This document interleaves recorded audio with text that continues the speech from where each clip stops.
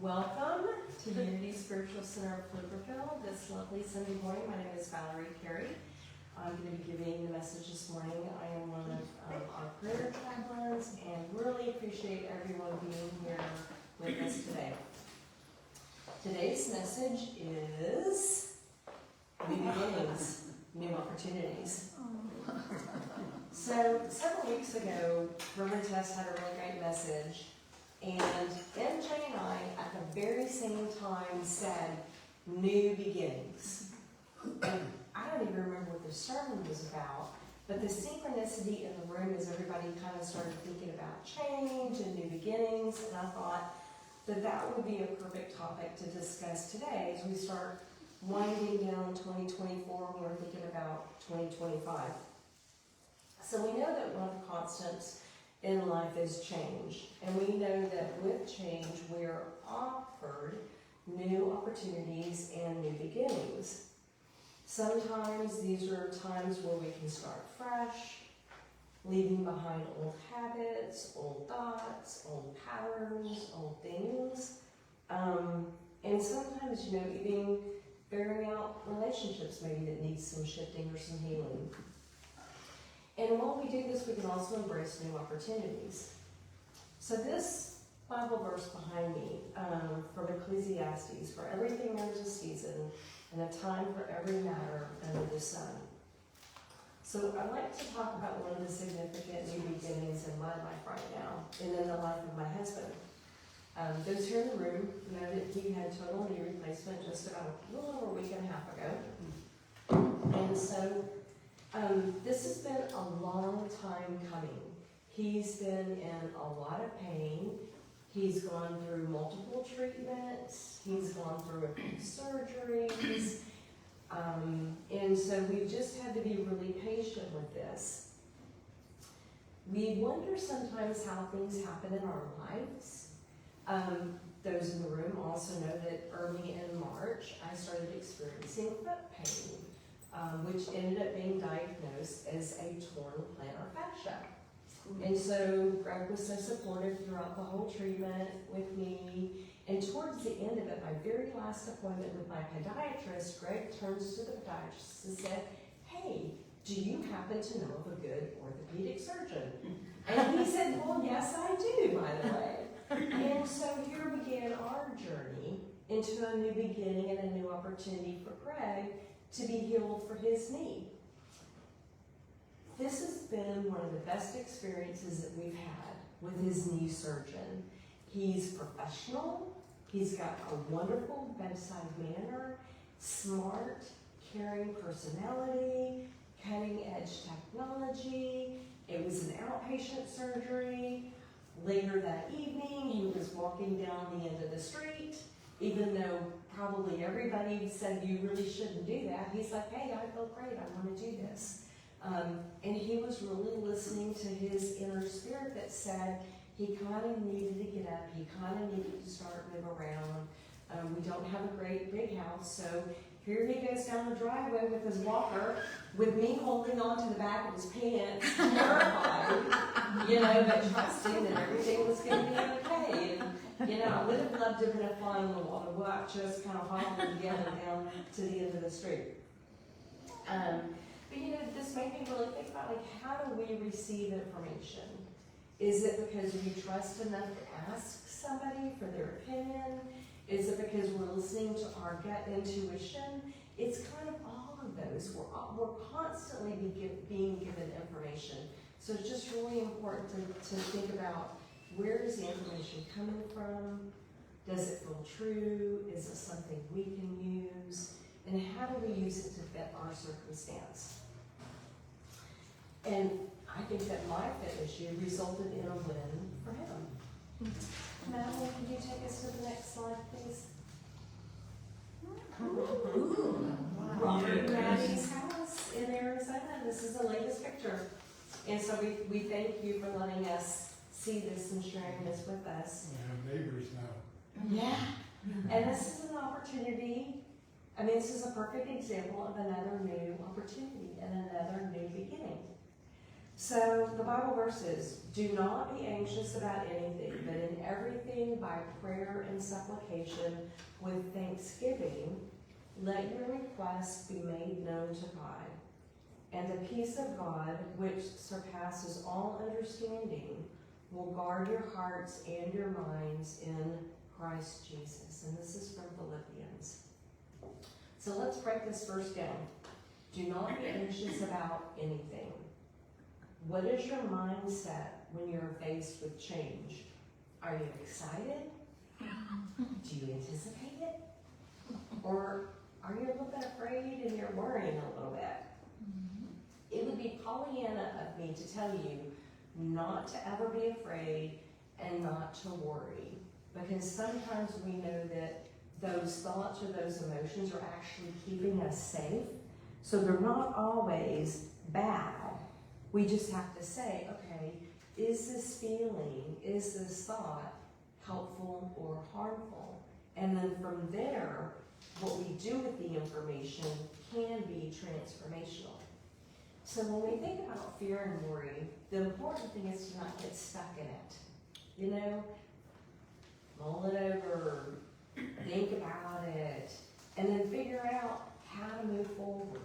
You know, sometimes we may not know how to get from point A to point B, but we know we keep taking the steps. We take this step, okay, where is it going? What's the information I'm getting? And then we just kind of keep going till we get to where we need to be. The next verse, with thanksgiving, let your requests be made known to God. New beginnings are a perfect time to let your yeses be yes and your no's be no. Be really specific about what you want. I can imagine that the conversations that Robert and Madeline had with their children about the specifics of the house design, about when was it going to occur, what was it going to look like, how do we get our stuff there. Those conversations, I'm sure, were made with a lot of intention, a lot of thought, probably some changing of the minds as time went on. But I guarantee, knowing these two, that those conversations were made with thanksgiving and gratitude for what the future holds for them with this new beginning. And the peace of God, which surpasses all understanding, will guard your hearts and your minds. Thinking about all of the conversations that the two of you had and that you had with your kids, I can imagine the emotions that came up through this whole process that has been months and still has some time yet before it becomes into fruition. The making the decision to retire was probably one of those first conversations. And a lot of compromise, a lot of what is it going to look like, a lot of unknowns. We talk about planning the move, which entails changes to you, changes to us. How you step forward to think about how it's going to affect us. Helping to make sure that our board has in place all of the different things that need to happen so that we can continue to move forward, while also helping us to know emotionally that we're going to be okay. Yes. And this is something new for all of us. You've never you have retired before, but this is another new beginning, another retirement, which is going to look really different than the first one that you did. Knowing that while this change will have you leaving behind something you love, that you are going to be gaining something wonderful. Next slide, please. So this Bible scripture is from Isaiah. Remember not the former things, neither consider the things of old. Behold, I will do a new thing. I will even make a way in the wilderness and rivers in the desert. The day before yesterday, Greg said something to me which was really surprising to me. He said, you know how people always say after they've had near hip surgery, I wish I'd done this years ago. He turned and he said, I don't. He said, I'm actually really glad that I did every single thing I could, every single thing that was offered to me or suggested to me before taking this step. Part of the reason was just his peace of mind, because he really didn't want to have the surgery. But the other piece of it, if we'd done it, even probably 3 years ago, he'd be looking at a 10-year knee. The knee that they put in a week and a half ago has a 30-year expectancy. Wow. So sometimes not making a decision right away or not doing something right away is the right decision. And again, that's where only you can decide that. And getting as much information about something before you make a change or before you have a new beginning can be really helpful. And then, even though everybody else may tell you to do something, if you don't feel good about it, be willing to say, not now, or I'd like to wait. Be at peace with your decisions.